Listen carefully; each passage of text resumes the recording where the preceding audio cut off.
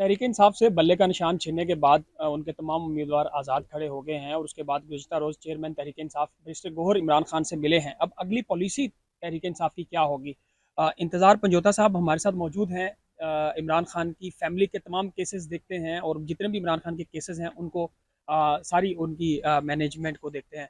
Sir ये बताइएगा कि इस वक्त जो इमरान खान साहब को मालूम हुआ है कि बल्ले का निशान छिन गया है, प्लान बी था आपका नज़रियाती तहरीक इंसाफ पे लड़ने का, वो भी फेल हुआ। अब अगला प्लान क्या है? देखिए जी, सबसे पहले तो खान साहब आपको मालूम है जिस तरह से हर किस्म के हालात में लड़ना जानते हैं। खान साहब बिल्कुल भी पैनिक नहीं थे और वो अपने अज़म और हिम्मत और हौसले के साथ खड़े थे। उन्होंने पैगाम ये दिया है बिलखसूस। उन्होंने कहा है कि अगर हमसे हमारा निशान छिन गया है तो फिर भी हम इन तमाम निशानात के साथ मुतहद होकर लड़ेंगे और इनको 8 फरवरी को जो है हम हराएंगे। खान साहब बड़े कमिटेड खड़े हैं। गुज़श्ता रोज़ बैरिस्टर गौहर साहब ने कहा कि जो फैसला है सुप्रीम कोर्ट का उसको नज़रसानी में भी जाने का इरादा रखते हैं।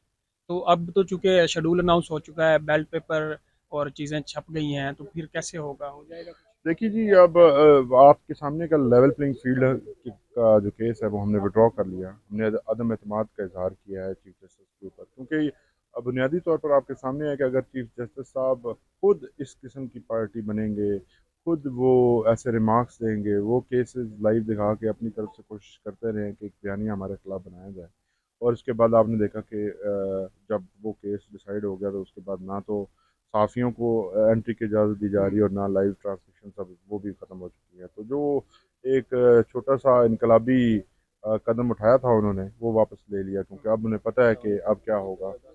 कल आपको बताऊं कि नैब की अदालत ने हमें जेल के अंदर 3 बजे का टाइम दिया हुआ था, जबकि अदालती औकात जो हैं वो आपको पता है कि वो कितने हैं और क्या है। तो 3 बजे अदालतें बंद हो रही थी और यहाँ पे जज साहब जो हैं वो आ रहे थे। तो जजेस भी माजरत के साथ, वो एक मुलाजमत पेशा लोग हैं और वो मुलाजमतें कर रहे हैं। बड़ी अफसोसनाक बात है ये।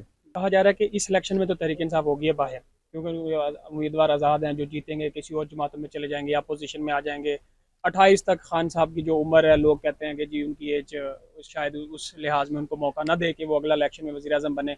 आप तो मिलते रहते हैं अडयाला में, खान साहब को आगे कब तक चार्ज आप देख रहे हैं कि वो एनर्जेटिक रहेंगे और देख रहे हैं उनका मुस्तकबिल? देखिए जी, अल्लाह ताला के हाथ में ज़िंदगी और मौत का फैसला है, लेकिन खान साहब फिज़िकली और बिल्कुल फिट ठीक हैं और अल्लाह अल्लाह ताला खैर खैरियत रखे, तो ये कोई मसला नहीं है। और दूसरे नंबर पे तहरीक इंसाफ इस इलेक्शन से आउट नहीं हुई, ये मैं आपको वाज़ेह कर दूँ। तहरीक इंसाफ इस इलेक्शन के अंदर मौजूद है और तहरीक इंसाफ के जो उम्मीदवारान हैं वो आज़ाद हैसियत में, उनके निशानात इस तरह से हैं, लेकिन वो PTI के उम्मीदवार हैं और PTI इस इलेक्शन के अंदर सबसे बड़ी जमात बन के उभरेगी और इसी इलेक्शन 8 फरवरी को ही इंशाअल्लाह आपको नज़र आएगा कि खान साहब का जो सितारा है वो फिर से बुलंदियों पे है। मंसूर अली खान ने व्लॉग में लोगों को बताने की कोशिश की कि इमरान खान अभी भी नहीं है और मुस्तकबिल में नहीं है। यानी लोग कोशिश कर रहे हैं कि तहरीक इंसाफ को बताएं कि आप लोगों का मुस्तकबिल नहीं है। आप लोग लड़ रहे हैं कि नहीं जी हमने इलेक्शन भी लड़ना है और हमने मजीद बाइकआउट भी नहीं करना, सब कुछ। ये सारा कॉन्फिडेंस कहाँ से आता है? खान साहब से, खान साहब देते हैं।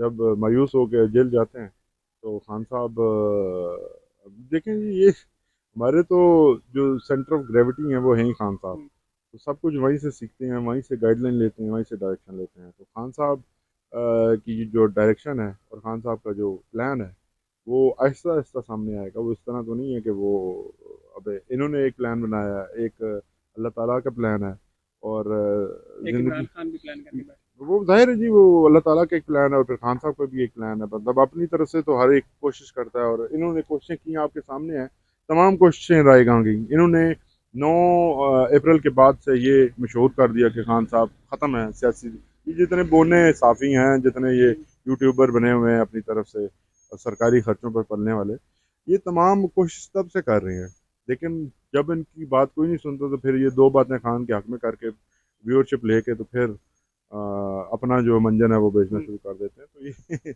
ये इनकी बातों में कोई दम नहीं है।